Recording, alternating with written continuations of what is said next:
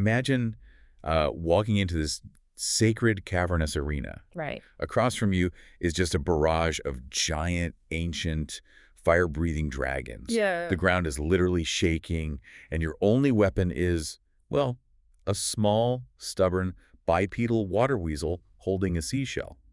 It's quite the image. Yeah, and imagine looking at that terrifying lineup, then looking down at your little water type and thinking, I'm going to win. It sounds totally absurd, but I mean, that is the exact scenario we are unpacking today. Welcome to the deep dive. Ah. Usually when you look at a competitive strategy guide, there is this expectation of a spreadsheet. Oh, absolutely. Pure cold math. Right. You look at the current meta, you pick the highest damage output, and the guy just points and says, do this to win. It is a formula.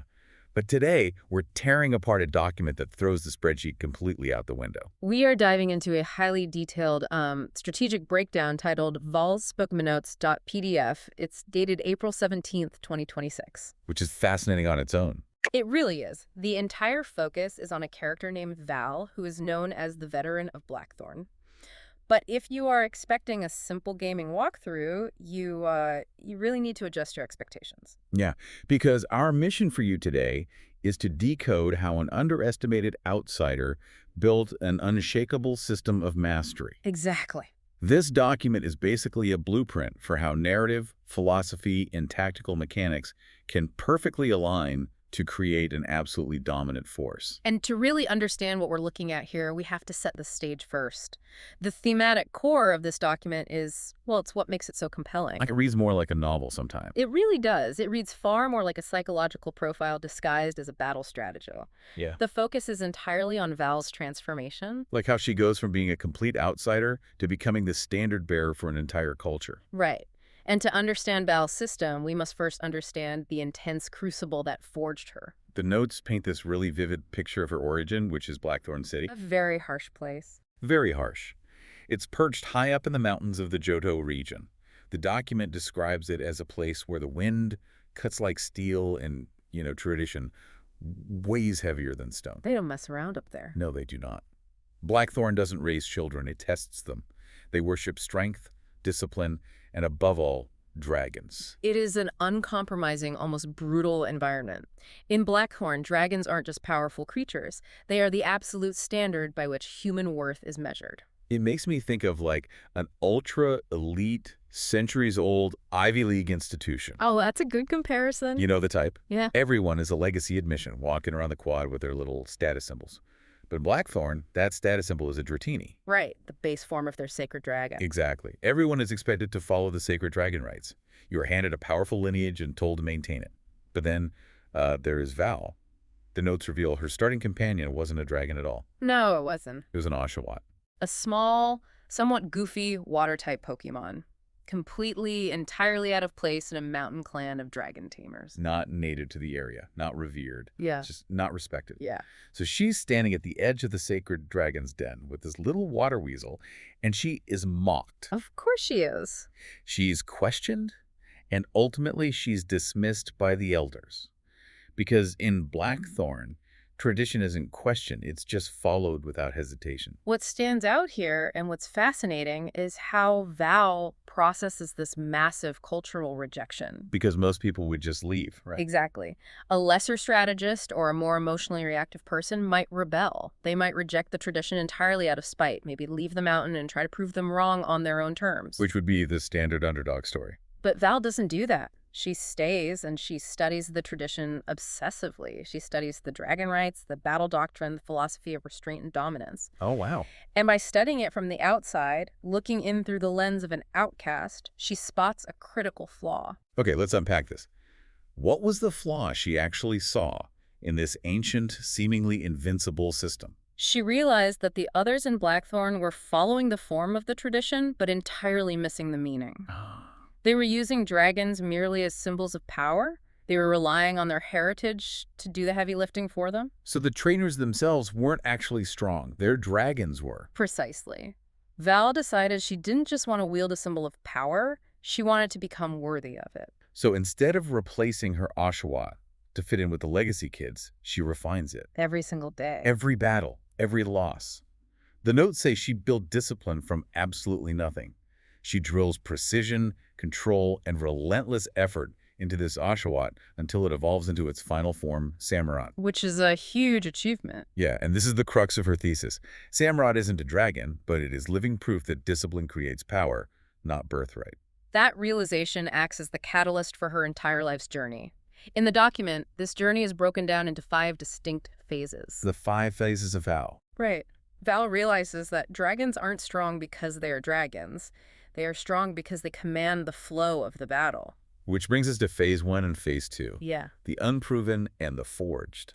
Her early days. Yeah, in the Oshawott era, she is constantly underestimated. Her peers are massively outpacing her in raw power. So she adapts by drilling fundamentals relentlessly. Timing, positioning, reading opponents. Exactly. And as Oshawott evolves into Samurott, Val evolves right alongside it. She masters what the notes call controlled aggression. She starts winning not by overpowering her opponents, but by outlasting and outthinking them. It's a fundamental shift in strategy. But I'm struggling with this part ability. I have to push back. Right. Okay, let's unpack this. In a world completely obsessed with raw, destructive power, a world where giant dragons are literally hurling meteors and causing earthquakes. Yeah, the power scaling is insane. Right. So how does a slow, methodical refinement actually serve as an advantage? How does a defensive water type not just get vaporized instantly by a hyper beam? It requires looking at the ceiling of potential, which is covered in phase 3 and phase 4, the ascent and the veteran. Okay, tell me about the ceiling. Her slow, methodical foundation is an advantage because it makes her unpredictably controlled. Unpredictably controlled. Yes, when you rely only on raw power, you become highly predictable. Your tactical ceiling is determined entirely by your physical strength. Because you only have one move. Just hit it hard. Exactly. But when you rely on discipline and positioning, your ceiling is limitless. You dictate when the heavy hits actually land. When Val finally earns, and the document stresses heavily that she earns, not receives her first dragons, she becomes incredibly dangerous. Because now she has the big guns. Right. She possesses raw power now, but she applies it with surgical precision. She travels across regions and she loses. But crucially, the notes say she studies her losses far more than her victories. Which is incredibly rare. Which is something we all avoid doing. Right? It is so much easier to just look at our wins and pat ourselves on the back. But Val is treating her losses as free data. That is the turning point for her. She stops fighting emotionally. She stops rushing for the knockout blow. Yeah. She starts seeing patterns instead of just individual moves. And because of that, her opponents start feeling pressured without even knowing why. Like an invisible weight on them. Exactly. Their options just slowly disappear until they realize, far too late, that they were led perfectly into defeat. Which perfectly sets up phase 5, the return. She comes back to Blackthorn City as a gym leader, but she is a reformer. She changes the whole system. She does. She doesn't test if challengers can simply win a slugfest.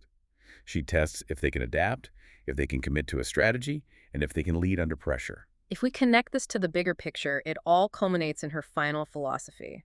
The creed she lives by is explicitly stated in the notes. What's the quote? Power without discipline is chaos.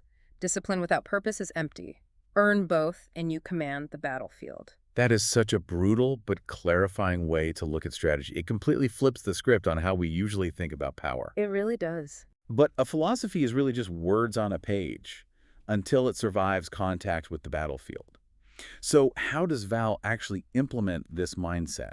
That's where the team building comes in. Right. She builds a team that functions less like a random collection of pets and more like a highly specialized SWAT team. Or a tactical phalanx. Yeah, exactly. It's like a highly tuned chess opening, think the Queen's Gambit, where pawns are positioned specifically to dictate exactly where the opponent's strongest pieces are allowed to move. The synergy detail in these notes is staggering. Every Pokemon, every item, every hidden stat is a mechanical manifestation of her code. I want to look at the front line of this team, the structure.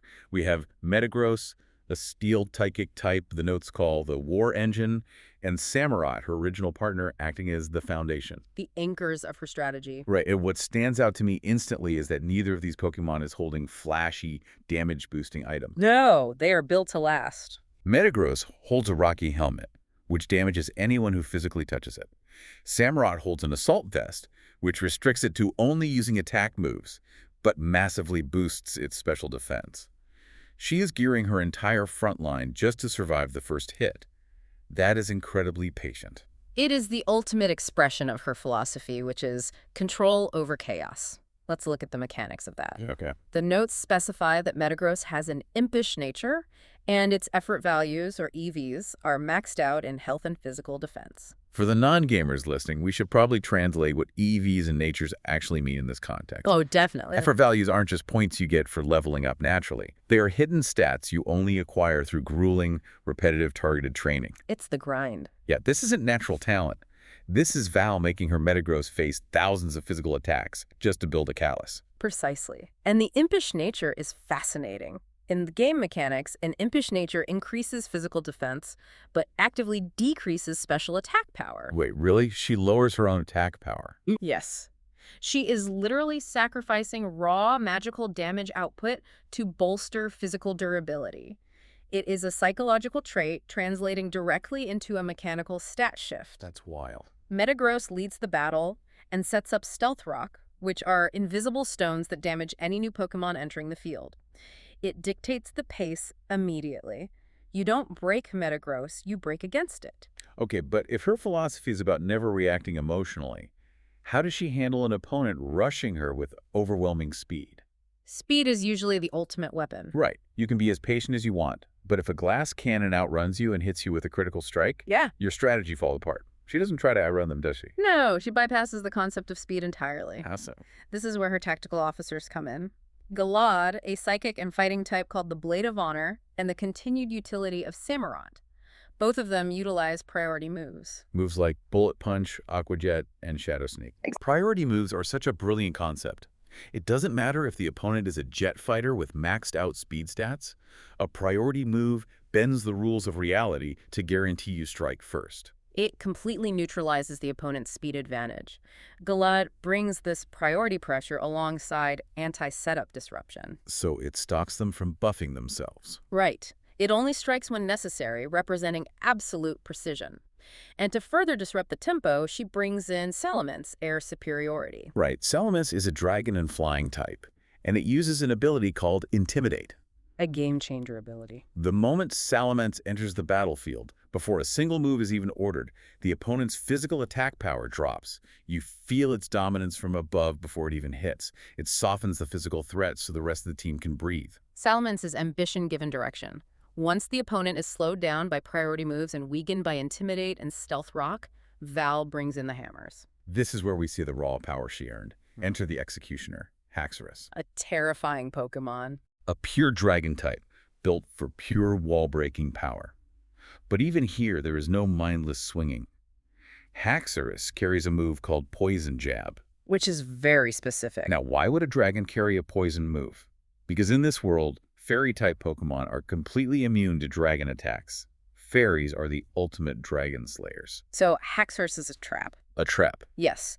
An opponent brings in a fairy type thinking they are perfectly safe, and Haxorus hits them with a super effective poison strike. Oh, that's brutal. It represents raw power, brought under control through disciplined foresight. The vibe is brutal clarity, no hesitation. Which brings us to the queen on the chessboard, the ace, final authority. Latios. Latios, a dragon and psychic type with a levitate ability, meaning it literally floats above the ground. The notes specify Latios has a timid nature, maxing out its speed and perfect 2Vs. Let's explain IVs, or individual values, for our listeners. Good idea. If EVs are the grueling 10,000 hours of training you put in, IVs are your genetics. They are the natural-born talent a Pokemon hatches with. So Latios is the pinnacle of natural potential, but Val still forces it to rely on discipline. It doesn't just come out firing. No, it sets up first. Right, it uses a move called Calm Mind to boost its mental stats before unleashing its devastating attacks like Draco Meteor. It doesn't speak, it just decides outcomes. Latios represents clarity, perspective, and total command. But having all these distinct roles is really only half the equation. The true genius of this document is the defensive synergy. The synergy is crazy. It is a closed loop of type immunities and resistances. Wait, yeah, I see what you mean. Looking at the team composition, Val isn't fragile at all. Metagross, being a steel type, absorbs the ice and fairy attacks that would normally decimate her dragons. Exactly. If someone shoots fire at Metagross, Samurott steps in to absorb it with his water typing. If someone tries to hit Metagross with a ground attack, Latios just floats right over it with levitate. It's impenetrable. Every time you think you have a clear shot, she swaps in a perfect counter. That is the tactical execution. The notes lay out a brutal 4-phase battle plan that runs like clockwork. Phase 1 is control, right? Yes, phase 1 is control. Metagross leads, setting those stealth rocks, forcing the opponent to take damage just for trying to maneuver. Then comes Phase 2, structure.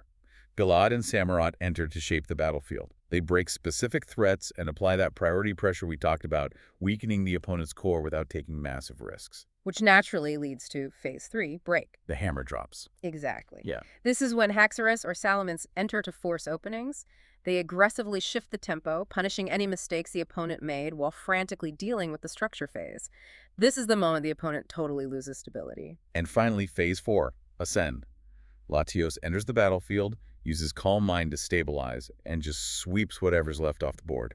Total control, leading to a decisive finish. It is systematic dismantling. The document states explicitly this team does not feel chaotic to pilot. It feels like a highly coordinated military operation. It teaches the opponent through pressure, and it wins through structural integrity. Just imagine fighting against this. I mean, I'm talking to you listening right now. Picture yourself in a competition against someone utilizing this strategy. It would be a nightmare. You rush in with your fastest, strongest player, and they just shrug it off with an assault vest. You try to switch your positioning, and stealth rocks tear into you. You're punished for moving. You try to outspeed them, and they hit you with a priority move.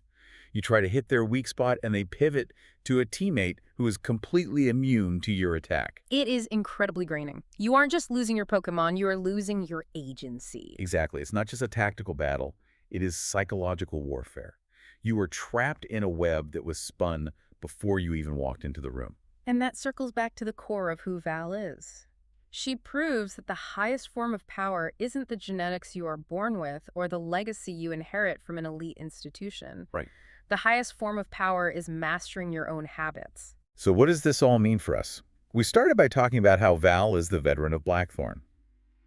But her true strength isn't her team of massive dragon types. Not at all. It's the fact that she fully transitioned. She went from being an underestimated, mocked beginner standing in the snow with an Oshawott to a disciplined fighter to a strategic force, and finally to an unshakable, commanding leader. She built herself. She doesn't just win battles. She constructs victories from the ground up. She was a dragon trainer because she chose to become one. Controlled, unyielding, earned. Yeah. She looked at a system that told her she didn't belong, and instead of walking away, she found the flaw in their arrogance and built a monument of discipline right on top of it.